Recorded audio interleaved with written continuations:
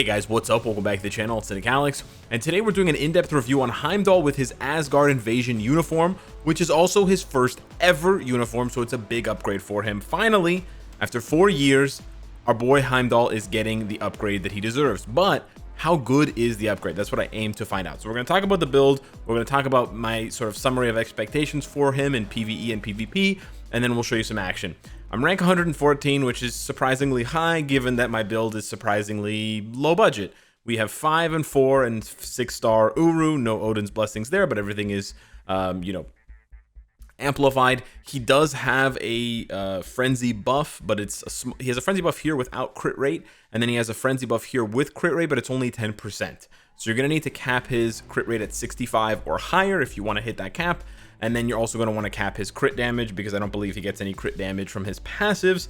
I've got Power of Angry Hulk, ISO 8 set, Hawk's Eye, and Overdrive are also just fine for him. And maybe, who knows, maybe a PvP set like Tenacious Symbiote or Protect the Captain could be good as well. He does have kind of high defenses for a regular Transcended character, not a native tier 2. I have a crit damage 180 proc obelisk. That explains why, the crit damage explains why I said you need to cap the crit damage normally. You can see my crit rate's not even at 65 yet. And then we have the mythic uniform. I'll talk about the options briefly here. We have Ronin from the Captain Marvel movie. This one's okay. Baron Zemo is okay as well, although it's paywall. It is the newest one. Black Bolt is pretty good. America Chavez is okay. And then Supergiant. So one amazing uniform option, although it's an expensive uniform itself, and then 4 sort of options that range in price from very cheap to kind of expensive in the case of Baron Zemo. So that is it for the build on Heimdall. Now, as far as what I think you can expect, basically, if you watched my Hella video, and if you didn't, what the hella are you doing? No, go watch the Hella video and then come back, because I'm going to say that I think Heimdall is a half version. Heimdall is like the half-life of Hela. Basically, take Hela's value and cut it in half, and then you have 2 Helas, and then throw one of them away, and now you have a Heimdall. He's not going to impress you as much as Hela will. I don't think he's going to be as valuable as Hela. Therefore, if he only has about 50% of the value, I don't think he's going to be meta the way that Hela is.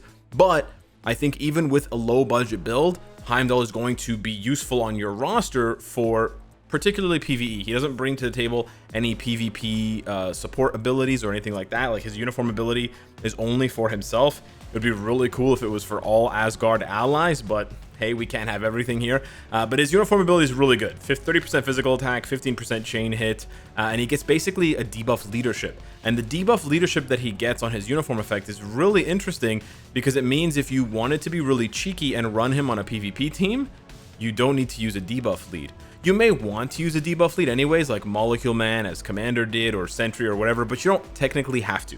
He technically has a built-in debuff lead, which is really strong if you think about it. So he actually has some value, surprisingly enough, for PvP, but it's just a matter of building him because you love the character, not because he's going to be meta. So it's more like a labor of love with Heimdall, but I think he will still do well for you if you invest in him, just not on a high meta level like we've seen other characters recently. Like, we can expect the universal heroes like Athena and Ghost Rider on PvE, and then the characters like Sentry, Doctor Doom, etc. in PvP. Now, before we continue, the most important thing to note with Heimdall is you must turn on, I'm being a little bit dramatic here, you must turn on the SFX. You absolutely have to do this because you've probably seen this before in another video, because I'm not the first person to make a Heimdall video, but his 4th skill is gorgeous. And it has an SFX ability. It has an SFX camera angle. And the SFX camera angle is, by God, the coolest thing I've ever seen. I wish I don't at the moment have a reason or a game mode or sort of a situation in which to use Heimdall, but I'm working on it. I'm trying to figure it out because, man, seeing this once every day would really bump, it gives me that little endorphin rush that I kind of need to get my day going. This is one of the coolest looking skills you've ever seen, man. I don't even care. This is meta in the sense that it's just gorgeous. You know what? I lied. Heimdall is meta. In terms of most gorgeous skills, I'm pretty sure he takes the cake here. That thing looks amazing. So yeah, I'm actually going to turn SFX off now because unfortunately the rotation for Heimdall is to cancel the 4th skill, because you can cancel it right away and get all the hits. But there's more. there's actually more. But first things first, we're going to go ahead and test him out here. We're going to go into null stage, not 39. I was testing Hella there. We're going to go into null stage 9 just to do the classic testing here of just the character with nothing. His leadership gives him 30% ignore dodge. His passive gives him 40% ignore dodge. So the really good thing about Heimdall is you only need 2 ignore dodge strikers because he gives himself 70%. And now I've given him 110. So like I said, budget build for a budget account. Keep in mind also that Heimdall is one of the free transcended characters if we ever get another free transcended selector. So if you had it selector and you used it on Heimdall, or if you're playing the game next year for the 7-year anniversary and they give us another transcended selector, you know, a brand new player that comes to the game could transcend Heimdall and pick up his uniform and have a pretty solid lead for Null and Corvus and Quicksilver, or a decent clear himself. Now keep in mind this is a 180 proc obelisk. And this is the kind of damage he puts out. We're just not going to cancel anything. It's a very easy to remember rotation. It's just 4 cancel 5 cancel 6, and then it's 4 cancel 5 for the regular rotation. You can squeeze in 3 later on if you want, but yeah, just 4 cancel 5 proc.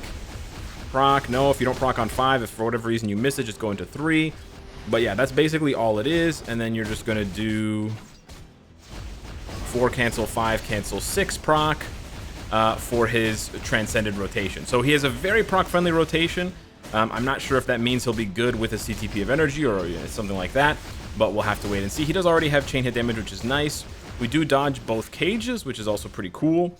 And you can see here that despite not having a heal, he doesn't really get hit much. He has enough defenses, and he has the debuff lead, or the debuff lead built into his uniform, that he just doesn't take that much damage. I'm gonna get knocked back here. However, the only thing you will notice, I may have missed my proc, I'm not sure. The only thing you'll notice is that the damage is not that outstanding. You know, we're not knocking anybody's socks off here. We actually just missed our next proc, which is pretty annoying. This is probably, actually, this is still a pretty good run in terms of speed. This is still one of my best runs. Yeah, about a minute and 25 seconds there. Getting stunned a lot more than usual. A minute and 25 seconds is my fastest. So that was a minute and 30 seconds exactly. 85 seconds was the fastest that I've been able to do it. That was 90 seconds. This is really unacceptable for my account for characters without an obelisk, right? Like we tested with Thena, we tested with Hela. Without an obelisk, they're able to do it in under a minute because of how much Pierce I have. So imagine with a minute and a half, with an obelisk, with a 180 proc obelisk, he can't do it in a minute and a half. So this tells me that he's not going to be meta for PvE content. And I've tested him on higher stages with White Fox because he does take advantage of all of her buffs, and it's still not enough. However, although he's not meta, remember he has that gorgeous 4th skill, there is something more to him than meets the eye. Here's the really cool thing that I figured out. So we're actually going to throw in a 3rd striker, and I want to throw in a 3rd striker because we're actually going to be playing with Luna. Okay, check this out. So here we have 30% ignore dodge, and again, Luna doesn't have any ignore dodge, so she really needs ignore dodge. So that's 30% there, and then 60% from the strikers is 90%.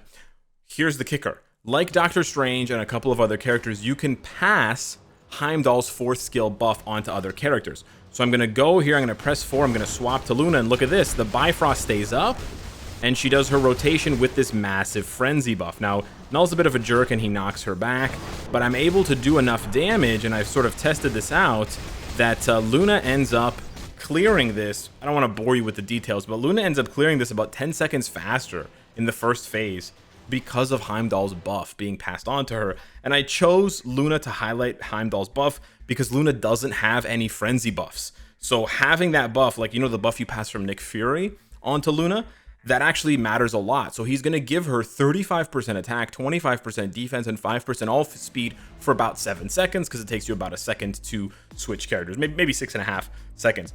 That's really cool. So not only does he have utility as a leadership and as a decent World Boss Ultimate clear, World Boss Legend clear, again, not meta, not going to blow your socks off, but he can do it. He's like a workhorse type character. Like he'll get the job done with, you know, minimal investment.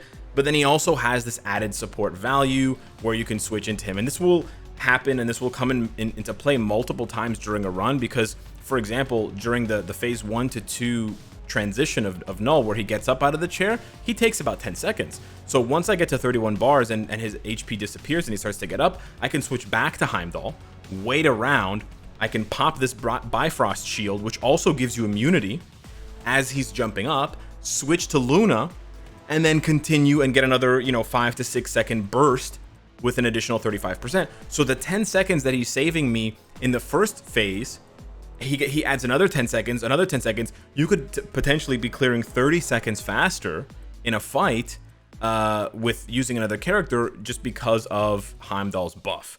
And then he doesn't even need to be the leadership for that. He could be in the other role. He could be like the third character on the team if you already had a leadership. So that's a really cool kind of added benefit for him. Obviously, he doesn't really... It's not a primary role for him, it's a secondary role, but I think it's pretty decent. But yeah, I don't want to overstate his value for PvE because I don't really think it's there. However, I will say this, for PvE and PvP, I think one of the disappointing things about Heimdall is how good his artifact is. And I'm going to show you, actually, I don't want to show you the 6-star version. I'm going to show you the 4-star version of his artifact. It gives him below 40% HP. It gives him a buff for 15 seconds. That gives him increased damage to villains by 13%. And then it also gives him a 40% heal on his HP. So this is really, I think, something you would want. And I think this could make him, I don't think this is going to make him meta, but this is going to definitely make him better. And the heal basically means that he'll be able to yo-yo because he doesn't take much damage. He will take chip damage over the course of the fight, but it's a 30-second cooldown. If he has a 40% HP heal every 30 seconds, he's going to be fine. He'll be just fine. And this also factors into PvP. And you'll see that Heimdalls are actually pretty difficult to kill if they're properly built for PvP and they have a 6-star artifact. So yeah, I'm a little disappointed with that. I do think that they sort of took away some of his value. They definitely could have given him the heal and just left the rest of it on his artifact, but they are trying to monetize the artifact. So for the super fans of Heimdall, I think you want to get your hands on that artifact ASAP. I'm not saying go out and spend hundreds of dollars to do so. Not the advice I'm giving you, but just keep in mind, he's going to be 10-15% better in PvE with that artifact because of the increased damage to villains. That's basically like an extra support buff, right? And then in PvP, it's even better because he's going to do more damage to villains like Doom, etc. And he's going to have a heal, man. The heal's crazy. So last but not least, I want to leave you guys with some PvP action. I wouldn't recommend giving him a CTP, although I have seen some people use CTPs on him already, like a Rage or an Energy. I think an Energy would be fine because he has Chain Hit and he has a decent number of hits. You could try a Mighty Destruction, but he has the Ignore Dodge, so the strike doesn't get as much value. As far as PvP goes, if you wanted to make it work, I do think a Regen would be really good because he has the debuff and he basically just needs that shield and that healing, especially if you don't have his artifact. If you did have his artifact, because he has damage reduction already, I think a Mighty Authority could be really good, but you'd have to have his artifact. So that's why I'm not really trying to sell his value. I'm not trying to sell him, but I'm not trying to overstate his value for PvP because I don't think he's meta for PvP either. But his artifact definitely does leave the door open in a way where he could be better if maybe he had it. And you could test it out with the artifact. But yeah, so here we go. We're gonna fight this team. We have a very advantageous situation because we're gonna be ignoring we're gonna be ignoring Corvus's we're gonna be ignoring Colossus's buffs because of our Molecule Man. And then we are going to be using Ebony to reduce the damage. Now, he's going to get guard broken a lot here. But even though he gets guard broken, he actually gets off a lot of skills. And he has a lot of lingering damage on 4 and 5. You can see 4 and 5 last a really long time. And in PvP, skills that last a really long time after you cast them, like he already cast 4, so it doesn't matter if he gets interrupted. So he actually gets kills. And then the crazy thing is he gets to sneak in an attack.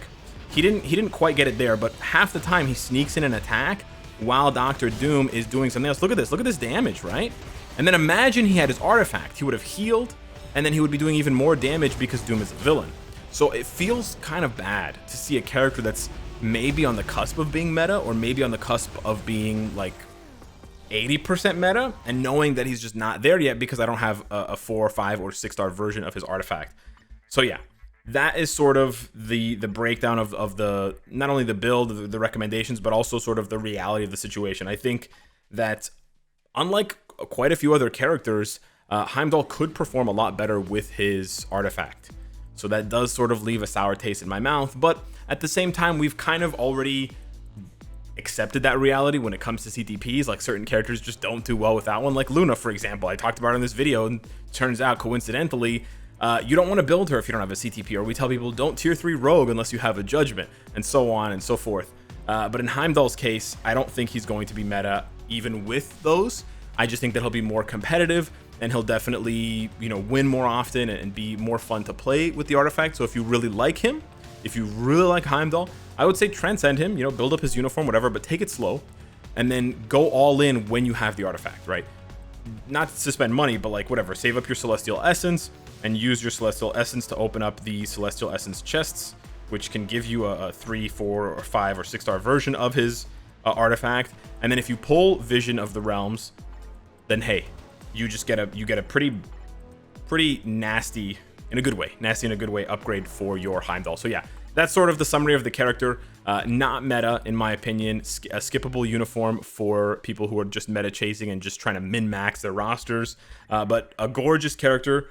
One of the coolest looking skills in the game. One of the coolest looking uniforms in the game. So if you're a collector for those reasons, I think this is a must buy. But you don't really need my advice to do that, to know that. And then I'd say for people who have his artifact or who can get his artifact on demand through selectors and stuff like that, maybe you have kind of like a spicy dark horse type, you know, off meta character that can sort of punch up in certain situations and sort of relieve your insanity, because PvP becomes this insane sort of roulette. It's not even roulette, it's like a carousel of the same 5 characters. Somebody like Heimdall really breathes a breath of fresh air into it, and with Hela you could make like a funny Asgard PvP team that could actually work. But again, you'd need all their artifacts, so you'd also need Hela's artifacts. So you kind of see where this is going. Money, money, money, which I'm not trying to say you should put down. So yeah, hit me up in the comments down below. Let me know what you think. Thank you so much for watching. Smash the like button if you enjoyed the Heimdall content, and I'll see you in the next one. Take care.